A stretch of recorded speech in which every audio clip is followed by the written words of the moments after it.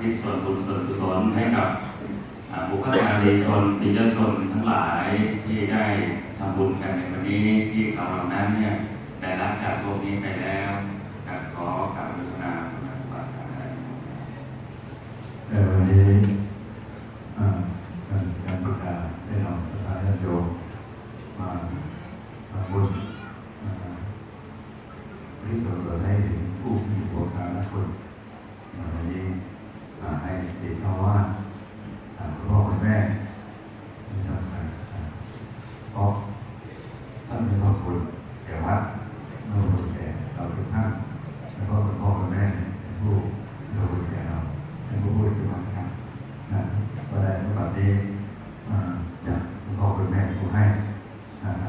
คุณพ่อคุณแม่เราในวันนี้เราไม่มีท่านให้พระส่วนนี้จะอะไรมาเปรียบไม่ได้เลยนะเป็นบูชาจากบูชนียนะเอตมังพระมุตตมังเป็นผู้เป็นบูชาคือผู้มีพระคุณแก่เรานะมีสำคัญมากนะเมื่อได้ถึงอุปการะคุณท่านให้นะ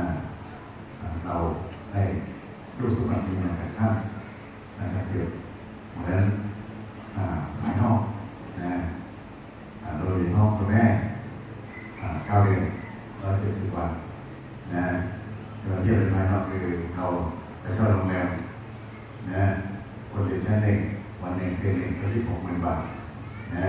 เราต้องทำทุกอย่างนะคือจะทำที่อะไรเราต้องทำเองแต่จะทำเป็นผู้อัตโนมัติทุกอย่างเลยท่านเราทำทุกอย่างเพื่อเรานะสำคัญนะแต่ไปรวมแล้วนะนี่เป็นตัวเลขนะนั่นนี่คนนี้13 ล้านกว่ายังไม่ใช่เลยนะเดือนตาอ้าปากมาดูโลกไม่หมดวันนี้ไม่รู้จะทำเท่าไหร่นะที่เป็นเงินในเป็นวัตถุนะอันนี้สำคัญนะนี่ร้อยครับนะนี่สำคัญนะทีนี้เราไม่ถือประการคนนี้เอาคุณแม่ทำให้นะพ่อให้ทุกอย่างนะไม่เกินเราเท่านั้นนะไม่ต้องคนนี้กับช่างของเขาเลยนี่คือว่าเราส่วนที่เรามาบูชาคุณท่านมีชีวิตอยู่เราดูแลมาเป็นดูแลทำบำรุงเมื่อเราที่มาเป็นสามเรียนมาลบเชื่อฟังเรียนว่าสำคัญนะมีสักผู้มีพระคุณให้เรานะวันเราไม่ถือว่าเราทำเมื่อท่านจากเราแล้วเราบูชาคุณด้วยการทำบุญงามคนที่บูชาคุณที่ทำบุญที่ส่วนตนให้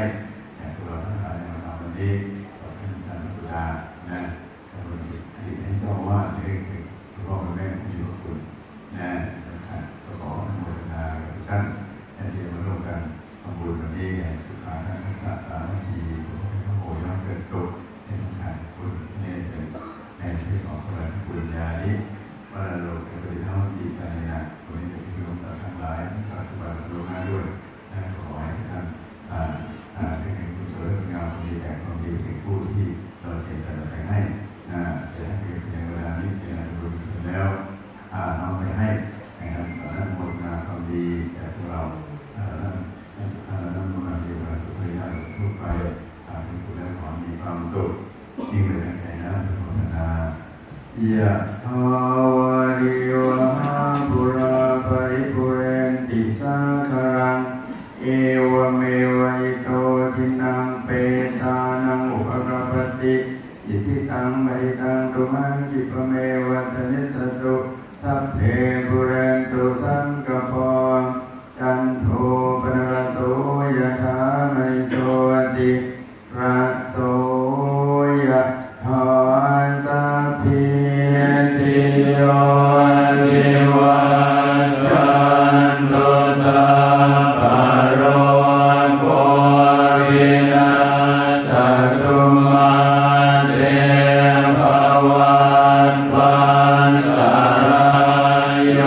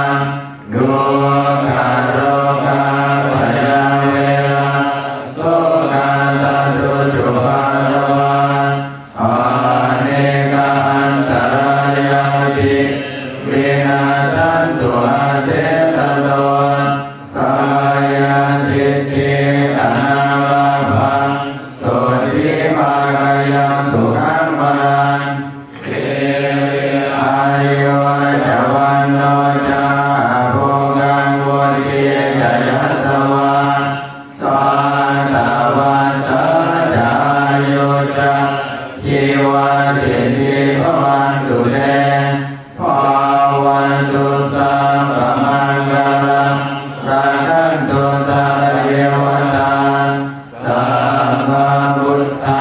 นุภาเวนะสดาสุทิโตวันตุเตภาวันตุสัพพมังคลังราคันตุสัพพเทวตาสัมมาสัมมานุภาเวนะสดาสุทิโตวันตุเตภาวันตุสัพพมังคลัง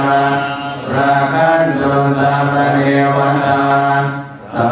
มมาสัมมานุภาเวนะ